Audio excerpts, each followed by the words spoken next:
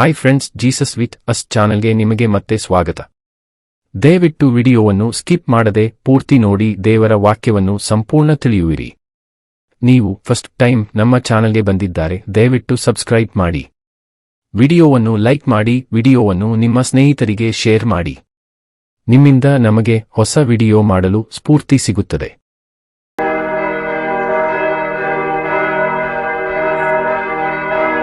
ಯೆಶಾಯನ ಪ್ರವಾದನ ಗ್ರಂಥ ಅಧ್ಯಾಯ 63. ಯೆಹೋವನು ಶತ್ರುಗಳನ್ನು ಧ್ವಂಸ ಮಾಡುವುದು. ಆಹಾ, ರಕ್ತವರ್ಣದ ಉಡುಪನ್ನುಟ್ಟು ಘನವಸ್ತ್ರಗಳನ್ನು ಧರಿಸಿಕೊಂಡು ಮಹಾಶೌರ್ಯಯುಕ್ತನಾಗಿ ಮೆರೆಯುತ್ತಾ ಏದೋಮಿನ ವಜ್ರದಿಂದ ಬರುವ ಈತನು ಯಾರು?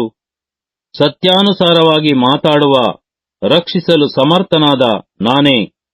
ನಿನ್ನ ಉಡುಪು ಏಕೆ ಕೆಂಪಾಗಿದೆ? ನಿನ್ನ ವಸ್ತ್ರಗಳು ದ್ರಾಕ್ಷೆಯನ್ನು ತುಳಿಯುವನ ಬಟ್ಟೆಯ ಹಾಗಿರುವುದು ಏಕೆ? ನಾನೊಬ್ಬನಾಗಿಯೇ ದ್ರಾಕ್ಷೆಯನ್ನು ತೊಟ್ಟಿಯಲ್ಲಿ ತುಳಿದಿದ್ದೇನೆ. ಜನಾಂಗದವರಲ್ಲಿ ಯಾರೂ ನನ್ನೊಂದಿಗಿರಲಿಲ್ಲ.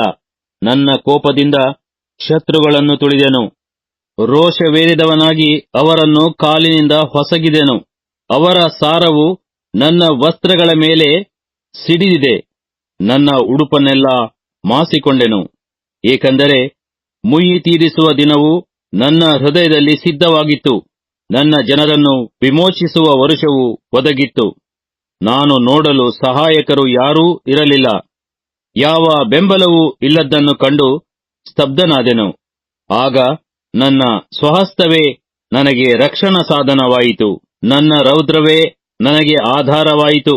ನನ್ನ ಕೋಪದಿಂದ ಜನಾಂಗಗಳನ್ನು ತುಳಿದು ರೋಷವೇರಿದವನಾಗಿ ಅವುಗಳನ್ನು ಚೂರು ಚೂರು ಮಾಡಿ ನೆಲದ ಮೇಲೆ ಅವುಗಳ ಸಾರವನ್ನು ಸುರಿಸಿದೆನು. ಹಿಂದಿನ ಕೃಪಾಕಾರ್ಯಗಳನ್ನು ಮುಂದೆಯೂ ನಡೆಸಬೇಕೆಂಬ ಪ್ರಾರ್ಥನೆ. ಯೆಹೋವನು ನಮಗೆ ಅನುಗ್ರಹಿಸಿದ್ದನ್ನೆಲ್ಲ ಸ್ಮರಿಸಿ ಆತನ ಕೃಪಾಕಾರ್ಯಗಳನ್ನು ಸ್ತುತ್ಯಕೃತ್ಯಗಳನ್ನು ಆತನು ಕನಿಕರದಿಂದಲೂ ಕೃಪಾತಿಶಯದಿಂದಲೂ ಇಸ್ರಾಯೇಲ್ ವಂಶದವರಿಗೆ ದಯಪಾಲಿಸಿರುವ ಮಹೋಪಕಾರವನ್ನು ಪ್ರಸಿದ್ಧಿಪಡಿಸುವೆನು. ನಿಜವಾಗಿ ಇವರು ನನ್ನ ಜನರು, ನನ್ನ ಮಕ್ಕಳು, ಮೋಸ ಮಾಡಲಾರರು ಎಂದು ಆತನು ಅಂದುಕೊಂಡು ಅವರಿಗೆ ರಕ್ಷಕನಾದನು. ಅವರು ಶ್ರಮೆಪಡುತ್ತಿರುವಾಗೆಲ್ಲ ಆತನು ಶ್ರಮೆಪಟ್ಟನು. ಆತನ ಶ್ರೀಮುಖ ಸ್ವರೂಪದೂತನು ಅವರನ್ನು ರಕ್ಷಿಸಿದನು. ತನ್ನಲ್ಲಿನ ಮಮತೆಯಿಂದಲೂ ತಾಳ್ಮೆಯಿಂದಲೂ ಅವರನ್ನು ವಿಮೋಚಿಸಿ ಪುರಾತನ ಕಾಲದಲ್ಲೆಲ್ಲ ಎತ್ತಿಕೊಂಡು ಹೊರುತ್ತಾ ಬಂದನು. ಅವರಾದರೋ ಎದುರು ಬಿದ್ದು ಆತನ ಪವಿತ್ರಾತ್ಮನನ್ನು ದುಃಖಪಡಿಸಿದರು. ಆದದರಿಂದ ಆತನು ಮಾರ್ಪಟ್ಟು ಅವರಿಗೆ ಶತ್ರುವಾಗಿ ತಾನೇ ಅವರೊಡನೆ ಹೋರಾಡಿದನು. ಆಗ ಆತನ ಜನರು ಪುರಾತನವಾದ ಮೋಶೆಯ ಕಾಲವನ್ನು ಜ್ಞಾಪಕ ಮಾಡಿಕೊಂಡು ಹೀಗಂದರು: ತನ್ನ ಜನವೆಂಬ ಮಂದೆಯನ್ನು ಕುರುಬರ ಸಹಿತ ಸಮುದ್ರದೊಳಗಿಂದ ಮೇಲಕ್ಕೆ ಬರಮಾಡಿದಾತನು ಎಲ್ಲಿ? ಅವರ ಮಧ್ಯದಲ್ಲಿ ತನ್ನ ಪವಿತ್ರಾತ್ಮವನ್ನಿರಿಸಿ ಮೋಶೆಯ ಬಲಗೈಯೊಂದಿಗೆ ತನ್ನ ಘನಹಸ್ತವನ್ನು ಮುಂದರಿಸುತ್ತಾ ತನ್ನ ಹೆಸರು ಶಾಶ್ವತವಾಗಿರಬೇಕೆಂದು ಅವರೆದುರಿಗೆ ಜಲರಾಶಿಯನ್ನು ಭೇದಿಸಿ ಸಾಗರದ ಅಡಿಯಲ್ಲಿ ಅವರನ್ನು ಕುದುರೆಯು ಮೈದಾನದಲ್ಲಿ ನಡೆಯುವ ಪ್ರಕಾರ ಮುಗ್ಗರಿಸದಂತೆ ನಡೆಯಿಸಿದಾತನು ಎಲ್ಲಿ? ಯೆಹೋವನ ಆತ್ಮವು ತಗ್ಗಿಗೆ ಇಳಿಯುವ ದನಗಳೋಪಾದಿಯಲ್ಲಿ ಅವರನ್ನು ವಿಶ್ರಮಸ್ಥಾನಕ್ಕೆ ಕರತಂದಿತು. ನಿನ್ನ ನಾಮವನ್ನು ಘನಪಡಿಸಿಕೊಳ್ಳುವುದಕ್ಕಾಗಿ ನಿನ್ನ ಜನರನ್ನು ಹೀಗೆ ನಡೆಸಿದಿ. ಆಕಾಶದಿಂದ ನೋಡು, ಪರಿಶುದ್ಧವೂ ಘನವೂ ಆದ ನಿನ್ನ ಉನ್ನತ ಸ್ಥಾನದಿಂದ ಲಕ್ಷಿಸು. ನಿನ್ನ ಆಗ್ರಹವೆಲ್ಲಿ? ನಿನ್ನ ಸಾಹಸ ಕಾರ್ಯಗಳಲ್ಲಿ ನಿನ್ನ ಕರುಳ ಮರುಗಾಟವನ್ನು, ನಿನ್ನ ಕನಿಕರವನ್ನು ನಮ್ಮ ಕಡೆಗೆ ಬಿಗಿ ಹಿಡಿದಿದ್ದಿ. ನೀನೇ ನಮ್ಮ ಪಿತೃವಾಗಿದ್ದೀಯಲ್ಲ. ಅಬ್ರಹಾಮನು ನಮ್ಮ ನೆರೆಯನು, ಇಸ್ರಾಯೇಲನು ನಮ್ಮನ್ನು ಗುರುತಿಸನು. ಯೆಹೋವಾ, ನೀನೇ ನಮ್ಮ ಪಿತೃ, ಆದಿಯಿಂದಲೂ ನಮ್ಮ ವಿಮೋಚಕನು ಅನ್ನಿಸಿಕೊಂಡಿದ್ದಿ. ಯೆಹೋವನೇ, ನಾವು ನಿನ್ನ ಮಾರ್ಗದಿಂದ ತಪ್ಪಿ ಅಲೆಯುವಂತೆ ಏಕೆ ಮಾಡುತ್ತಿ? ನಾವು ನಿನಗೆ ಭಯಪಡದ ಹಾಗೆ ನಮ್ಮ ಹೃದಯವನ್ನು ಕಠಿಣಪಡಿಸುವುದೇಕೆ?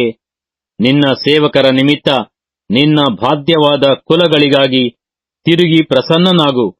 ನಿನ್ನ ಸ್ವಕೀಯ ಜನರು ಸ್ವಲ್ಪ ಕಾಲ ಮಾತ್ರ ನಿನ್ನ ಸ್ವಾಸ್ಥ್ಯವನ್ನು ಅನುಭವಿಸುತ್ತಿದ್ದರು. ಈಗ ನಮ್ಮ ವೈರಿಗಳು ನಿನ್ನ ಪವಿತ್ರಾಲಯವನ್ನು ತುಳಿದು ಬಿಟ್ಟಿದ್ದಾರೆ. ನಿನ್ನ ದೊರೆತನಕ್ಕೆ ಎಂದಿಗೂ ಒಳಪಡದೆ ನಿನ್ನ ನಾಮವನ್ನು ಧರಿಸದೆ ಇರುವ ಜನರ ಹಾಗಿದ್ದೇವೆ. ಯೆಶಾಯನ ಪ್ರವಾದನ ಗ್ರಂಥ ಅಧ್ಯಾಯ 64. ಆಹಾ, ನೀನು ಆಕಾಶವನ್ನು ಸೀಳಿ ಇಳಿದು ಬರಬಾರದೆ? ನಿನ್ನ ದರ್ಶನವು ಉಂಟಾಗಿ ಪರ್ವತಗಳು ಅಲುಗಿದರೆ ಎಷ್ಟೋ ಒಳ್ಳೆಯದು. ಒಣಗಿಡಕ್ಕೆ ಹತ್ತುವ ಕಿಚ್ಚಿನ ಪ್ರಕಾರವೂ ನೀರನ್ನು ಕುದಿಸುವ ಉರಿಯೋಪಾದಿಯಲ್ಲಿಯೂ ನೀನು ಪ್ರತ್ಯಕ್ಷನಾಗಿ ನಮ್ಮ ನಿರೀಕ್ಷೆಗೆ ಮೀರಿದ ಭಯಂಕರ ಕೃತ್ಯಗಳನ್ನು ನಡೆಸಿ ನಿನ್ನ ನಾಮಮಹತ್ತನ್ನು ನಿನ್ನ ಶತ್ರುಗಳಿಗೆ ತಿಳಿಯಪಡಿಸಿ ಜನಾಂಗಗಳನ್ನು ನಿನ್ನ ದರ್ಶನದಿಂದ ನಡುಗಿಸಬಾರದೆ? ಹೌದು, ನೀನು ಇಳಿದು ಬಂದು ಪರ್ವತಗಳು ನಿನ್ನ ದರ್ಶನದಿಂದ ಅಲುಗಿದರೆ ಎಷ್ಟೋ ಲೇಸು.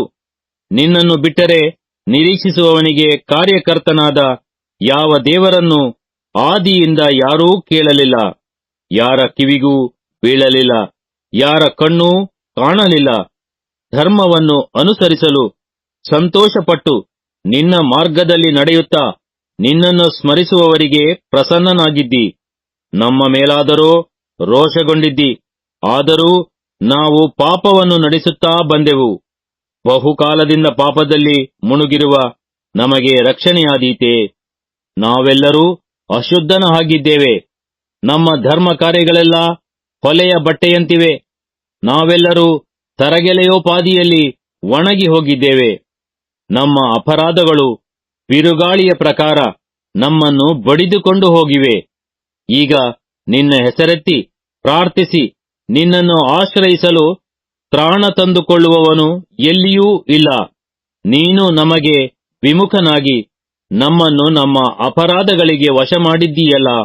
ಈಗಲಾದರೋ ಯೆಹೋವನೇ, ನೀನು ನಮ್ಮ ತಂದೆಯಾಗಿದ್ದಿ. ನಾವು ಜೇಡಿಮಣ್ಣು, ನೀನು ಕುಂಬಾರ. ನಾವೆಲ್ಲರೂ ನಿನ್ನ ಕೈ ಕೆಲಸವೇ. ಯೆಹೋವನೇ, ಅತಿರೋಷಗೊಳ್ಳದಿರು. ನಮ್ಮ ಅಧರ್ಮವನ್ನು ಕಡೆಯವರೆಗೂ ಜ್ಞಾಪಕದಲ್ಲಿಡಬೇಡ. ಎಲೇ ಸ್ವಾಮಿ, ಕಟಾಕ್ಷಿಸು. ನಾವೆಲ್ಲರೂ ನಿನ್ನ ಜನರಾಗಿದ್ದೇವೆ. ನಿನ್ನ ಪರಿಶುದ್ಧ ಪಟ್ಟಣಗಳು ಕಾಡಾಗಿವೆ. ಚೀಯೋನು ಬೀಡಾಗಿದೆ. ಯೆರೂಸಲೇಮು ಹಾಳಾಗಿ ಹೋಗಿದೆ. ನಮ್ಮ ಪಿತೃಗಳು ನಿನ್ನನ್ನು ಕೀರ್ತಿಸುತ್ತಿದ್ದ ನಮ್ಮ ಸುಂದರ ಪವಿತ್ರಾಲಯವನ್ನು ಬೆಂಕಿಯು ಸುಟ್ಟುಬಿಟ್ಟಿದೆ. ನಮ್ಮ ಅಮೂಲ್ಯ ವಸ್ತುಗಳೆಲ್ಲ ನಾಶವಾಗಿವೆ. ಯೆಹೋವನೇ, ಇವುಗಳನ್ನು ನೋಡಿಯೂ ನಿನ್ನನ್ನು ಬಿಗಿ ಹಿಡಿಯುವಿಯೋ? ಸುಮ್ಮನಿರುವಿಯೋ? ನಮ್ಮನ್ನು ಹೆಚ್ಚಾಗಿ ಕುಗ್ಗಿಸುವಿಯೋ?